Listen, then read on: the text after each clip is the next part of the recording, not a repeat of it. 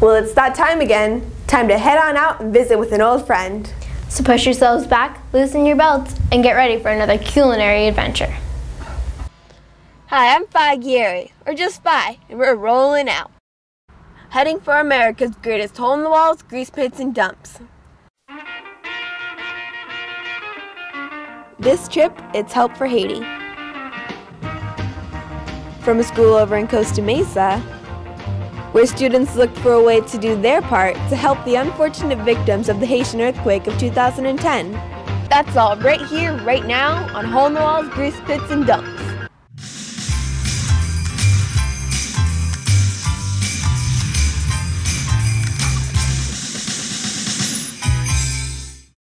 Back in January of 2010, a magnitude 7.0 earthquake hit the tiny Caribbean Republic of Haiti. In the aftermath, students at Klein School looked for a way to extend a helping hand. Their decision?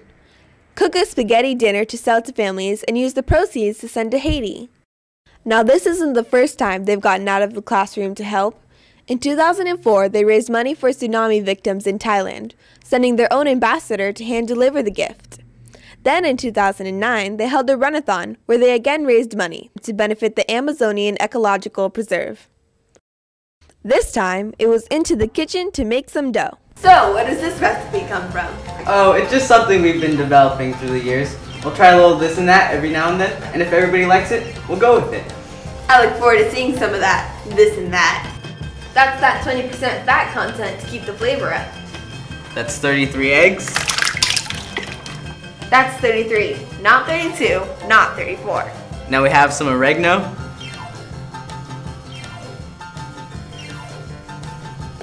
Some basil, a lot of basil. Some salt. Now for some special ingredients. Pecorino Romano. Really? That's a nice sharp little taste there. That must have been some of that this and that we were hearing about. Ah, some granulated garlic. And the breadcrumbs. So what's that you've got there? It's just a little bit of that this and that I was telling you about. Ah, your secret ingredient. You're gonna tell us what it is, right? No, not today. So that just gets hand mixed. This should give us about 525 meatballs. 525? Well, I'll put a shamalama in your ding dong. Here, let me get in there. I want to have some fun too.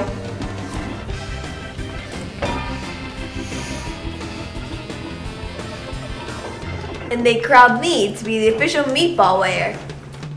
After they're rolled up, the meatballs are covered and put in a 400-degree oven for 25 minutes. Then the cover comes off. And it's back in for another time, just to round them up a bit.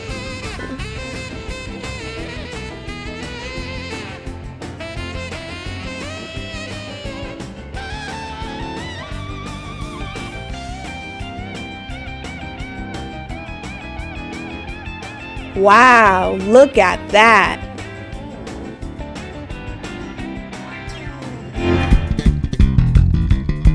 Now for a great spaghetti and meatball dinner, you need more than just the spaghetti and meatballs.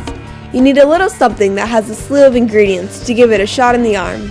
Now they've let me lend a hand on a few of the tasks here. And for their sauce, they give me the most important job in this joint. I think I like this place.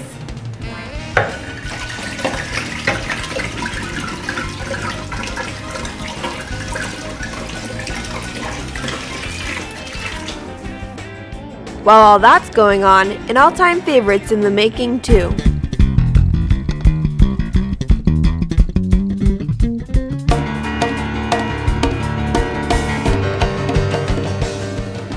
And how about this?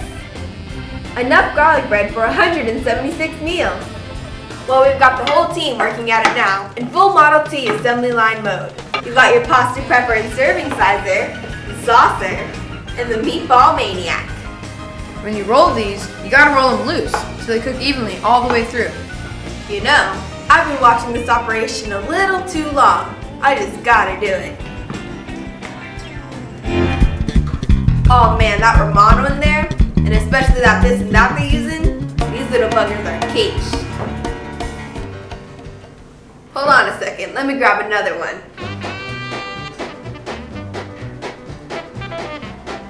Their spices put a new twist on meatballs. It's better than any place I know. So fresh. And delicious.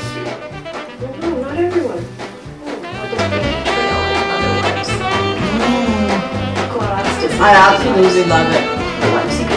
From my maniac friend, we move over here to the garlic bread parmesan. You know, I gotta do it again.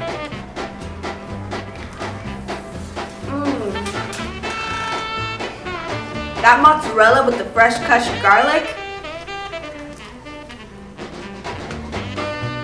that's the way to bring the house down on this. 12 loaves of bread, 4 pounds of butter, and a couple scoops of garlic cloves. And we've got 192 pieces. Next, it all goes to final. Packaged up and ready to reheat for families of 2, 4, 6, or 8. And all the proceeds go directly to the people of Haiti. These guys just aren't messing around. They brought out the heavy artillery for this assignment. Finally, the meals were delivered to families as they departed for their weekend. Now this may be a small-time operation, but there's some big-time flavor coming out of this joint, and even bigger is their heart. And the bread is so good too. I love it.